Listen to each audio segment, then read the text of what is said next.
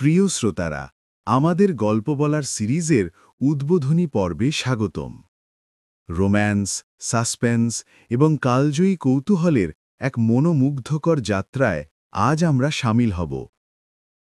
আজ মোমবাতির আলোয় ঝলমলে হলঘর থেকে শুরু করে ইংল্যান্ডের বৃষ্টিস্নাত প্রাসাদ পর্যন্ত আমরা ঘুরে বেড়াব এমন এক কাহিনীতে যেখানে প্রেম কঠিন পরীক্ষায় উত্তীর্ণ হয়, গোপনীয়তা শ্বাসরুদ্ধ করে তোলে আর অহংকার পতনের দ্বার উন্মোচন করে। তাই আরাম করে বসুন, একটি গভীর শ্বাস নিন এবং হার্টফোর্ডশায়ারের ফিসফিসানি আপনাকে আবেগ আর রহস্যে ঘেরা এক নতুন ভুবনে পৌঁছে দিক। নিস্তব্ধ গ্রামাঞ্চলে, বৃষ্টি ভেজা সন্ধ্যায়, কুয়াশা ভুতুড়ে চাদরের মতো তৃণভূমির উপর ভেসে বেড়াচ্ছিল। লংবোর্ন হাউসে বেনেট পরিবার আগুনের পাশে জড়ো হয়েছিল। যদিও বাইরের এবং ভিতরের হৃদয়ের ঝড় থামাতে ভেতরের উষ্ণতা যথেষ্ট ছিল না। সর্বদাই অস্থির এবং প্রাণোচ্ছল মিসেস বেনেট অবশেষে নেদারফিল্ড পার্কের মালিক হিসেবে উত্তর থেকে আসা এক তরুণ ধনী ভদ্রলোক, বিশেষ করে মিস্টার চার্লস বিংলির আগমনের সংবাদে মুখর হয়ে উঠেছিলেন। উত্তেজনায় তার কণ্ঠস্বর তীক্ষ্ণ হয়ে উঠেছিল। ড্রয়িং রুম তার ঘোষণায় গম গম করে উঠেছিল, ওকে আমার এক মেয়ের প্রেমে পড়তেই হবে, এটা স্বয়ং নিয়তির বিধান। এলিজাবেথ বেনেট তার কোণ থেকে মুচকি হাসল, তার চোখ আনন্দে ঝিলমিল করছিল। নিয়তি সম্ভবত প্রথমে ভদ্রলোকের মতামত নেবে মা, সে হালকাভাবে বলল। মোমবাতির আলোয় তার বুদ্ধিদীপ্ততা ঠিটকরে পড়ছিল।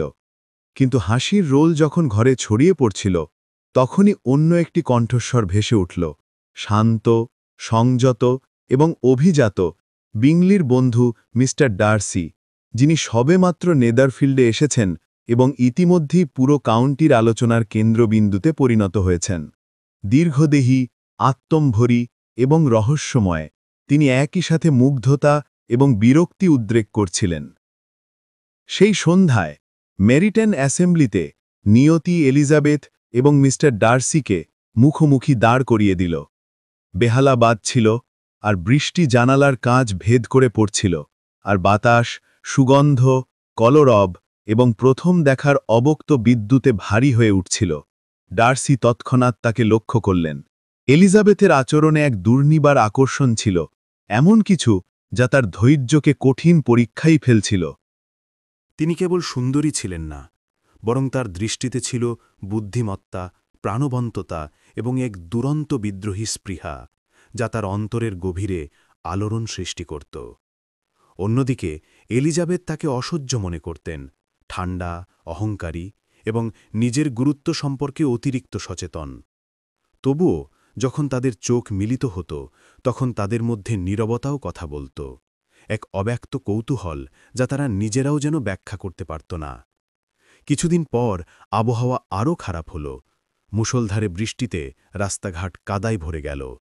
বেনেট বোনেদের মধ্যে সবচেয়ে বড় এবং নম্র জেন বেনেট মিস্টার বিংলির বোন মিস বিংলির সাথে দেখা করতে নেদারফিল্ডে গেলেন, কিন্তু দুর্ভাগ্যবশত তিনি গুরুতর অসুস্থ হয়ে পড়লেন।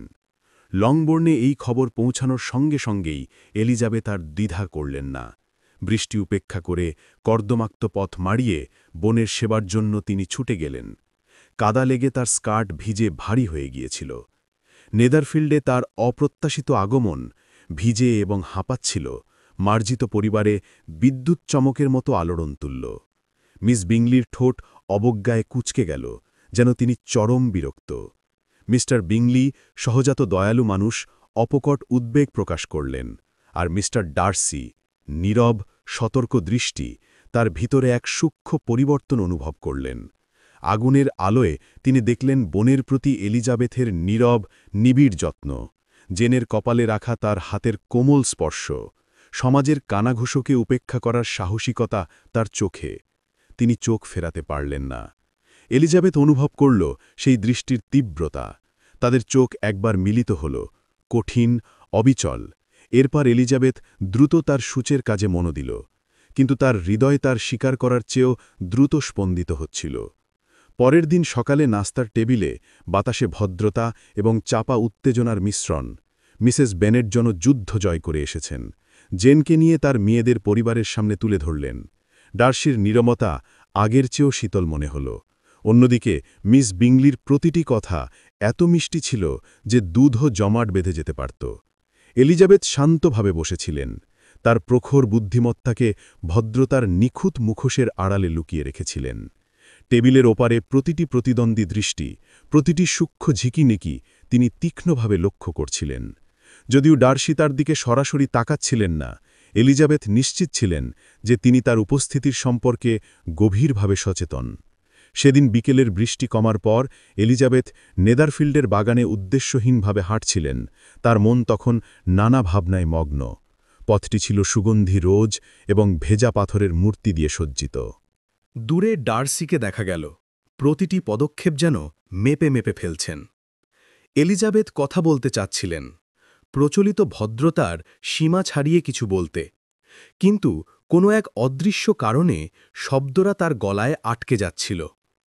আকাশ ক্রমশ ম্লান হয়ে আসছিল, বৃষ্টির ভেজা গন্ধ বাতাসে স্থির হয়েছিল, এবং সেই সন্ধ্যায় লাইব্রেরিতে একটি মোমবাতি আলো ছড়াচ্ছিল। এলিজাবেথ জেনের সাথে মৃদু স্বরে বই পড়ছিলেন। তার কণ্ঠস্বর ছিল শান্ত, স্থির এবং আত্মবিশ্বাসী। দরজার সামনে দাঁড়িয়ে অলক্ষ্যে ডার্সি দেখছিল, তার মুখ জুড়ে প্রশংসা এবং সংযমের এক হৃদয় ছেঁড়া টানাটানি। উপরের টেবিলে পড়ে আছে তার অর্ধেক লেখা একটি চিঠি, এমন এক স্বীকারোক্তি যা কখনোই আলোর মুখ দেখবে না। প্রশংসা কেন এত ভয়ঙ্কর মনে হয়, সে ভাবল। স্নেহ কেন দুর্বলতার আরেক নাম? পরের সপ্তাহেই যেন প্রাণের জোয়ার এলো। আশেপাশে ঘাঁটি গেড়ে থাকা লাল কোট পরা অফিসাররা, আলোচনার ঝড় আর বেনেট বোনেদের বাঁধ ভাঙা উত্তেজনা। লিডিয়ার হাসিতে হলগুলো গমগম করছে। কিটিও তার পথ ধরেছে, আর মিসেস বেনেকের আশা যেন আকাশ ছুঁয়েছে। কিন্তু এলিজাবেথ ডুবে আছে গভীর ভাবনায়।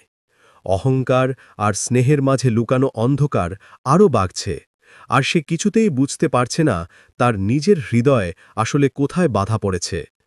নেদারফিল্ডের বল নাচে মোমবাতির আলো ঝলমল করছে আয়না আর পালিশ করা মার্বেলের উপর। এলিজাবেথ পরেছে হাতির দাঁতের রঙের নরম একটি গাউন, যা সাধারণ হলেও অসাধারণ। মিস্টার ডার্সি ঘরের ওপারে পাথরের মতো দাঁড়িয়েছিলেন, প্রতিটি পেশি কঠিন, দৃষ্টি স্থির, এক শান্ত হতাশায় যেন তিনি ডুবে আছেন। অবশেষে যখন নাচের জন্য তাদের দুজনকে একত্রিত করা হল, তখন চারপাশের বাতাসও যেন দম বন্ধ করে অপেক্ষা করছিল। আপনি কি সবসময় আপনার নীরবতা নিয়ে এত গর্বিত, মিস্টার ডার্সি? এলিজাবেথ জানতে চাইল, তার চোখে দুষ্টুমির ঝিলিক। আর আপনি কি সবসময় আমাকে উত্ত্যক্ত করে আনন্দ পান, মিস বেনেট? ডার্সি উত্তর দিলেন। তাদের প্রতিটি কথা যেন মেপে বলা, কিন্তু ভেতরের চাপা উত্তেজনা আগুনের মতো জ্বলছিল। অন্যদিকে জেন ও মিস্টার বিংলি সহজ ও সাবলীলভাবে নাচছিলেন। তাদের ভালোবাসায় কোনো খাদ নেই, যা গর্ব বা কপটতার ঊর্ধ্বে। এলিজাবেথ মুগ্ধ হয়ে তাদের দিকে তাকিয়ে রইল, কিন্তু তার হৃদয় একই সাথে প্রশংসা ও ঈর্ষায় বিভক্ত হয়ে যাচ্ছিল। রাত যত গভীর হল, ফিসফিসানি বাড়তে লাগল। ভাগ্য, মর্যাদা আর পারিবারিক অহংকার যেন বাতাসে মিশে যেতে লাগল। মিস বিংলির ঈর্ষা যেন ধারালো কাঁচের ফলক এলিজাবেথের দিকে ডার্সির প্রতিটি চাহনিতে তা বিঁধতে লাগল।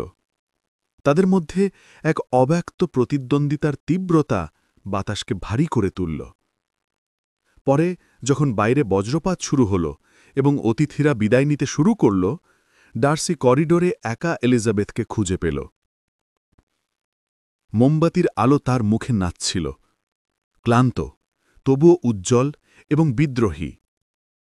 মিস বেনেট, ডার্সি শুরু করল, কিন্তু দ্বিধা যেন তাকে গ্রাস করল। এলিজাবেথ মুখ তুলল, তার কণ্ঠস্বর শান্ত কিন্তু শীতল। হ্যাঁ, মিস্টার ডার্সি? ডার্সি তখন এক কঠিন যুদ্ধে। স্বীকারোক্তি ও সংযমের মধ্যে তার শব্দগুলো বন্দী হয়ে ছটফট করছে। শেষ পর্যন্ত সে কেবল বলতে পারল, আপনি এই সপ্তাহে অনেক সহ্য করেছেন। আমি আশা করি আপনার বোন দ্রুত সুস্থ হয়ে উঠবে। এলিজাবেথ মৃদু হাসল। সে ইতিমধ্যেই সুস্থ হয়ে উঠেছে স্যার, আপনার বন্ধুর দয়ার জন্য। এক মুহূর্তের জন্য তাদের চোখ মিলিত হল, আর বাতাসে অব্যক্ত এক অনুভূতি ঝুলে রইল। যা বলার সাহস, সত্য কণ্ঠ তা খুঁজে পেল না। বাইরে বৃষ্টি আবার শুরু হল, কোমল, অবিরাম, যেন হার্টফোর্ডশায়ারের মাঠের ওপর ফিসফিসিয়ে এক আসন্ন পরিবর্তনের সতর্কবার্তা। নেদারফিল্ডের উষ্ণ আলোয় হৃদয় দ্রুত স্পন্দিত হচ্ছে, চিন্তাগুলো জট পাকাচ্ছে এবং ভবিষ্যৎ নীরবে, নিশ্চিতভাবে পরিবর্তিত হতে শুরু করেছে। এরপর এলিজাবেথ লংবোর্নে ফিরে এল। তার মন অস্থিরতে পরিপূর্ণ। ডার্সি নেদারফিল্ডের হলগুলিতে একা অস্থিরভাবে পায়চারি করছে। তার হৃদয় আর অহংকারের মধ্যে চলছে এক তীব্র যুদ্ধ। বিংলি প্রায়শই জেনের কথা বলছে, তার ভালোবাসা অকপট এবং দ্বিধাহীন। কিন্তু ডার্সি প্রশ্ন তুলছে, পরামর্শ দিচ্ছে, এমনকি হস্তক্ষেপও করছে। আর এইভাবেই শুরু হল এক ভুল বোঝাবুঝির চক্র, যা হৃদয়কে বাঁধবেও আবার ভেঙেও দেবে। শীঘ্রই লেখা হবে সেই চিঠি। শুরু হল এক নতুন যাত্রা। আর ভালোবাসা, অহংকার, কুসংস্কার এবং সমাজের কঠিন প্রত্যাশার বিরুদ্ধে পরীক্ষিত, হয় জয়লাভ করবে, নয়তো নীরবে ধ্বংস হয়ে যাবে। আর এইভাবেই আমাদের প্রথম পর্ব শেষ হল, শুধু স্নেহ আর বোকামি নয়, বরং সাহস আর গভীর উপলব্ধির এক নতুন দিগন্ত উন্মোচিত হল। কারণ এলিজাবেথ আর ডার্সির প্রতিটি চাহনিতে লুকিয়ে আছে একটি প্রশ্ন: ভালোবাসা কি সত্যিই এতটাই শক্তিশালী যে তা গর্বের প্রাচীর ভেঙে দিতে পারে? প্রিয় শ্রোতা, আজকের সন্ধ্যায় আমাদের সঙ্গে থাকার জন্য আন্তরিক ধন্যবাদ। আপনাদের হৃদয় কিছুক্ষণের জন্যেও হলেও হার্টফোর্ডশায়ারের বৃষ্টিস্নাত প্রান্তরে শান্তি পাক, আর নেদারফিল্ডের সেই চাপা গুঞ্জন আপনাদের কানে বাজতে থাকুক যতক্ষণ না আমরা আবার মিলিত হই। পরবর্তী পর্বের জন্য আপনার কল্পনাকে জিয়ে রাখুন। ভালো থাকুন।